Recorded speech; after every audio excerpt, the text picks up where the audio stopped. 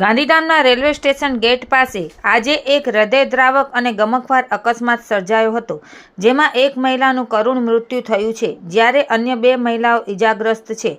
પ્રાથમિક માહિતી મુજબ મુસાફર ભરેલો એક ઓટો રિક્ષા રેલવે સ્ટેશનમાંથી બહાર આવી રહ્યો હતો. આ જ સમયે તે સામેથી આવી રહેલી એક ટ્રક સાથે ધડાકાભેર ટકરાયો હતો. આ ભયાનક અકસ્માતમાં એક મહિલા ગંભીર રીતે ઇજાગ્રસ્ત થતાં ટ્રકના વ્હીલ નીચે આવી ગઈ હતી, જેના કારણે તેમનું ઘટના સ્થળે જ કરુણ મોત નીપજ્યું હતું. અન્ય 2 ઇજાગ્રસ્ત મહિલાઓને તાત્કાલિક 108 એમ્બ્યુલન્સ મારફતે સારવાર માટે નજીકની હોસ્પિટલમાં ખસેડવામાં આવ્યા છે. અકસ્માતની જાણ થતાં જ પોલીસની ટીમ ઘટના સ્થળે દોડી આવી હતી અને મૃતક મહિલાના મૃતદેહને પીએમ માટે મોકલી આપવામાં આવ્યો હતો. પોલીસે અકસ્માત કયા સંજોગોમાં થયો અને કોની બેદરકારી હતી તે અંગે વધુ તપાસ હાથ ધરી છે.